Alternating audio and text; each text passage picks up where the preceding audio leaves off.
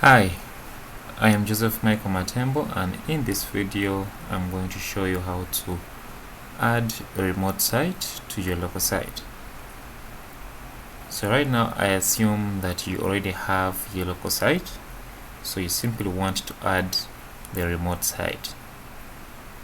So if you already have your local site, it should appear somewhere here in your files panel. Let me close this. In your files panel here, you should see the sites you have created. You can simply switch between them by clicking on the name of the site.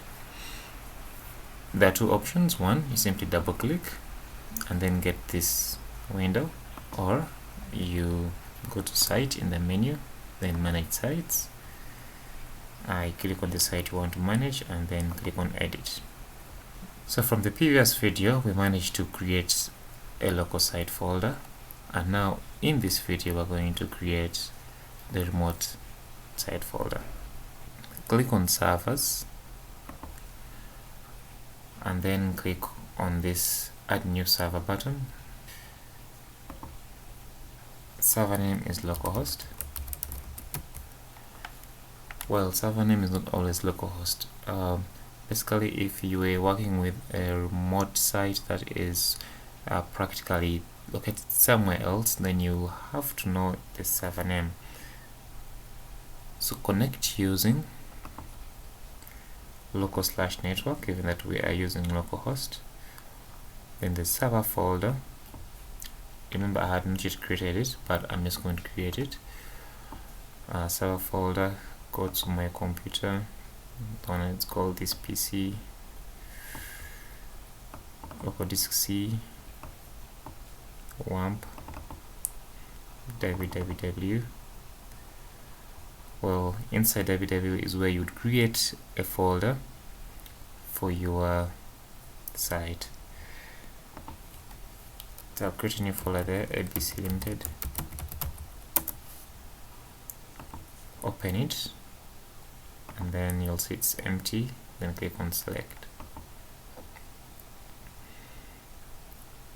Now notice the server folder shows C wamp www ABC Limited, and in my web URL, well, this looks to be something different. Yours right now must be empty, like that.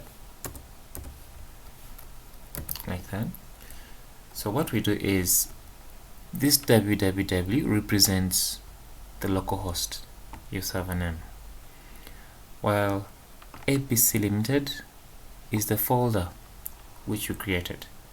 So we want to make sure that Dreamweaver is able to see the files that are inside this folder. So given that this is our localhost, so we type localhost /ABC Limited. So www is what is representing the localhost here, while ABC Limited is the folder inside www, and it's the one we also create there. So click on advanced after doing that, then maintain synchronization information, leave that checked. Check also automatically upload files to server on save. This is important if you want whenever you save any change, it is reflected on your server. Well, this is fine when you are in development, still developing your site, but in production, when your site is live, well, you didn't want to do this. Then testing server. Oh, before that, enable file checkout. We're leaving it unchecked, well, because this is necessary when we are working in a team. So server model, for testing server, I shall be using PHP MySQL, but of course there are also these other server models. Then click on save. So notice we have the name, localhost, address, where our files are stored or will be stored. Then connection is local/network. Then remote site shows it is checked, which means now we have a remote site. And then the testing server, please check that as well. Well, we need that because we're in a testing environment. So basically we need to have a testing server for our PHP files. Now click on save. It shows the cache will now be recreated because the name, root folder, HTTP address, or clocking settings of the site have been changed, which is true. Simply click OK, and then we're done. Thanks for watching.